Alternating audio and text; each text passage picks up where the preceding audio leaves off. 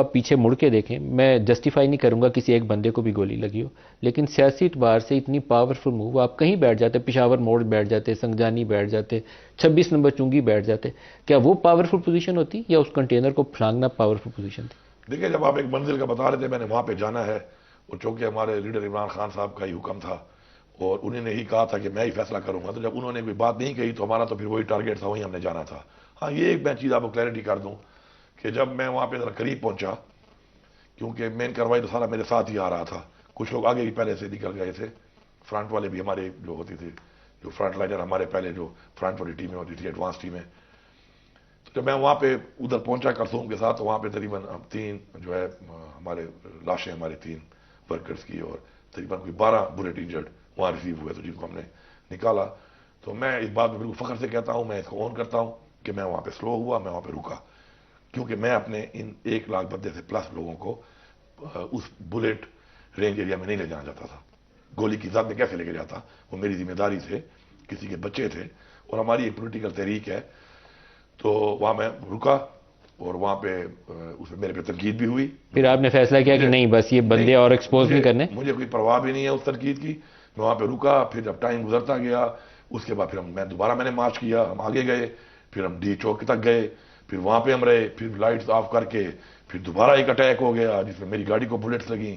اس وقت تک ظاہری بات ہے اتنا تشدد اور اتنی بلیٹس اور اتنے زخمی ہونے کے بعد اور اتنے لوگوں کو مارنے کے بعد پھر ظاہری بات ہے لوگ گولی کے سامنے تو نہتا آدمی نہیں کھڑا ہو سکتا نا، کہ میں گولیاں کھا رہا ہوں اور میں سینے پیش کرتا جاؤں۔ لیکن آپ کے اوپر ایک تنقید آپ کا ورکر کرتا ہے، آپ کہتے ہیں 4 اکتوبر کو بھی آپ آئے اور پھر خاموشی سے آپ چلے گئے، پھر وہ کہتے ہیں لاہور بھی آئے اور خاموشی سے چلے گئے، پھر ابھی وہ آپ کا اس والے واقعے کے بعد بھی، حالانکہ یہ والا ڈیفرنٹ واقعہ ہے، اس کی نوعیت دوسری ہے، لیکن تنقید آپ پہ ہی آتی ہے۔ میں بتاؤں ایک بات آپ کو، تنقید اسی پہ آتی ہے جو کوئی کرتا ہے، جو کرتا نہیں ہے نا اسی تنقید ہی کرتا ہے۔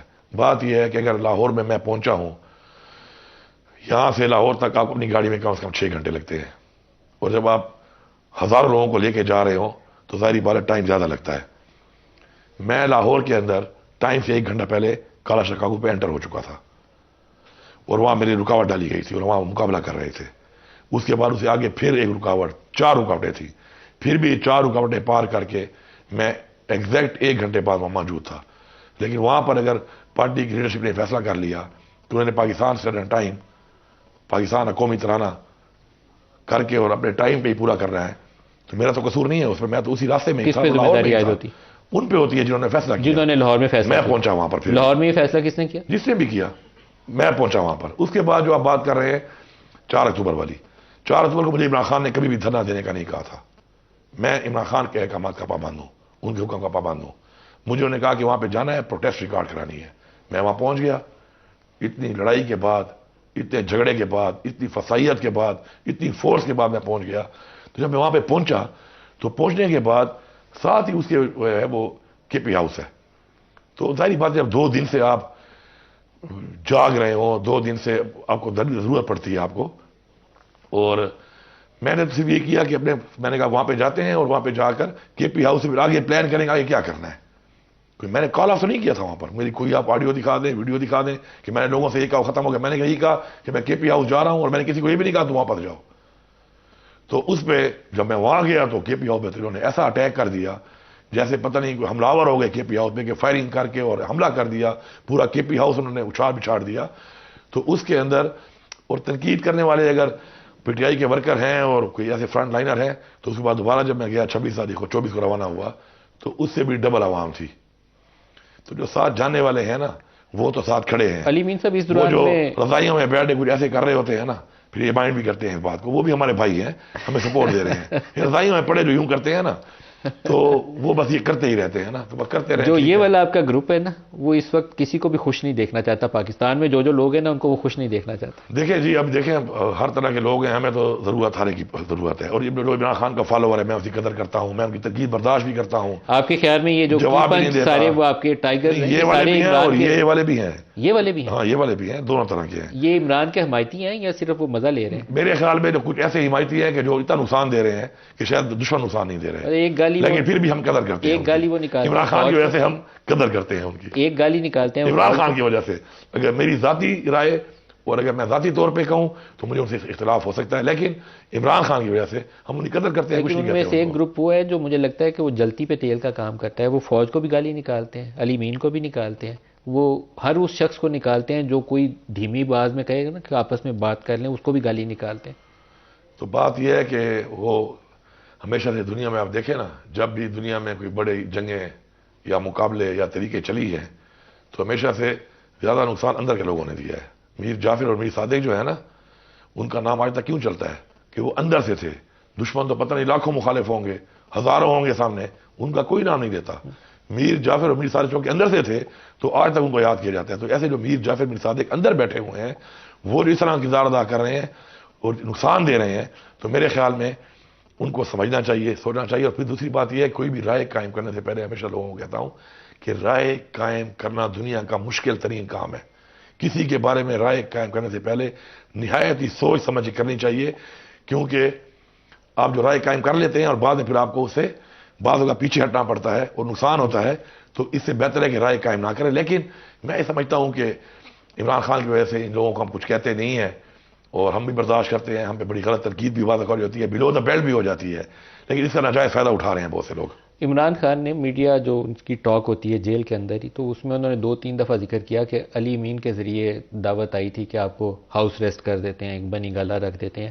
یہ کس طرح کی آفر تھی، کس نے کی تھی، لیول کیا تھا ان کا؟ دیکھیں میں نے سر بتایا کہ 4 اکتوبر کے بعد پہلی دفعہ انگیجمنٹ ایک شروع ہوئی میرے حوالے سے، کیونکہ میں چونکہ چیف ایگزیکٹو ہوں، میری آفیشیل انگیجمنٹ بھی ہوتی ہیں تو ظاہری بات ہے اس پہ بات چیت ہوتی رہتی ہے. اور میں یہ بات میں خود بھی کرتا ہوں، یہ بات بارہا میں کرتا ہوں، اگلا نہ بھی کرے تو میں ضرور اپنا مدعا پیش کرتا ہوں، کیونکہ میرا یہ فرض ہے.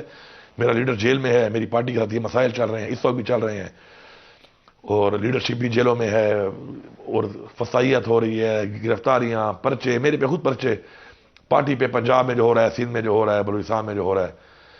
تو اس حوالے سے یہ سجیشن تھی کہ اگر ہم بیٹھ کے بات کریں تو بیٹھ کے بات کرنے کے لیے ہمیں ایک کھلا ماحول چاہیے، کیونکہ ظاہری بات ہے عمران خان کے ساتھ ہی بیٹھ کے معاملات حل ہونے ہیں. میں ایک میسنجر بن کے عمران خان کا پیغام آپ کو دوں، آپ مجھے دیں. سامنے بیٹھ کے جو آپ کا آئی ٹو آئی کانٹیکٹ ہوتا ہے اور ایک باڈی لینگویج ہوتی ہے آپس میں، اس سے جو آپ کو چیزیں اخذ ہوتی ہیں وہ اس طرح نہیں ہوتی. تو یہ میری سجیشن تھی اور میں نے کہا کہ اس طرح خان صاحب کو ہم ایسی جگہ پہ لے کر جب بات چیت شروع ہوئی تو آپس میں بیٹھ کے ہم کوئی بات معاملات خان صاحب کے سامنے بیٹھ کے طے کر لیں تو یہ بہتر ہوگا، جلدی فیصلہ ہو سکتا ہے. نتھیا گلی کچھ کوشچنز کے جو کون سی جگہ کا تھا؟ نتھیا گلی؟ اس پہ تو بنی گالا بھی تھا، نتھیا گلی کا ہاؤس بھی ہو سکتا ہے، اس میں یہ سی ایم ہاؤس، یہ بھی سی ایم ہاؤس ہے، یہ بھی ہو سکتا ہے. عمران خان کو ادھر موو کر دیا اور یہاں بات چیت بیک چینل چلتا رہے. جی تو اس میں بات چیت میں یہ نا کہ جب بھی آپ کوئی بات چیت ہوتی ہے نا، ابھی آپ جب میرے ساتھ بیٹھے ہوں گے آپ نے کوئی سوال سوچے ہوں گے، وہ بات چیت ان سوالوں کے اندر بہت سے اور ضمنی سوال آ جاتے ہیں. تو جب آپ کوئی جرگہ کرتے ہیں، کوئی بات چیت کرتے ہیں تو اس میں ضمنی باتیں بھی ہوتی ہیں. وہ اچھی آپشن تھی لیکن وہ آگے چلی کیوں نہیں؟ تو میسنجر کی not give answer of every ضمنی کوشچن. تو جرگے میں اس لیے جو اختیار لے کے وہ آتے ہیں اور سامنے اس لیے لوگ بیٹھتے ہیں مشران، تاکہ آمنے سامنے جب بات ہوتی ہے تو اس پہ مسئلہ جلدی حل ہوتا ہے، ورنہ پھر میسیجنگ ہی چل رہی ہوتی ہے. تو اس پہ وہ چیز تھی، بہرحال وہ نہیں ہو سکی اب تک. تھرو کیوں نہیں ہوئی، آگے کیوں نہیں چلی؟ یہ تو اچھی پرپوزل تھی. نہیں چلی تو بس کہتے ہیں نا اللہ تعالیٰ کی طرف سے ہر چیز ایک ٹائم مقرر ہوتا ہے. ابھی بھی ہے، آپ نے کہا کہ ابھی آپشنز ہیں، ہو سکتا ہے، کیوں نہیں ہو سکتا، ابھی بھی ہے، وہاں پہ بھی ہو سکتا. ابھی خان صاحب کہتے ہیں کہ میں وہاں پہ اگر جاؤں تو پہلے میرے سارے ورکروں کو رہا کیا جائے، سب پارٹی کے لوگوں کو رہا کیا جائے، کہ میں کیوں چلا جاؤں. اور خان صاحب اس لیے نہیں جا رہے، خان صاحب کو ریلیکس ہونے جا رہے ہیں. خان صاحب نے ثابت کر لیا ہے کہ اتنی سختی ان پہ کی گئی ہے جیل میں، اور جس طرح سے وہ گزار رہے ہیں اپنا جیل کا ٹائم. عمران چاہتے ہیں کہ اگر وہ جاتے ہیں نتھیا گلی یا کے پی ہاؤس میں، اس سے پہلے ان کے کچھ ورکرز کو رہا سب کو رہا کر دیا، کیونکہ وہ لوگ یہ سمجھیں کہ ریلیکس. یہ تو بیسیکلی مقصد بات چیت سامنے بٹھا کر بیٹھ کے بات کرنے کے لیے ہے. یہ ارینجمنٹ کا جو میں بات کر رہا ہوں، سجیشن میں نے دی ہے، یہ اس لیے نہیں تھی کہ عمران خان خود کو جانا چاہتا ہے اور he want to have relax jail, یہ وجہ نہیں ہے اس کی. لیکن آپ کی اجازت سے بریک لے لوں، ہم اس ٹاپک خان صاحب نے اس پہ انکار کیا کہ نہیں بات کرنی ہے تو یہیں کر لیں، میں وہاں جا کے بات نہیں کروں گا. تو میں نے جس طرح بتایا خان صاحب از اتھارٹی. بریک لے لیں جی، ہمارے ساتھ رہیے گا.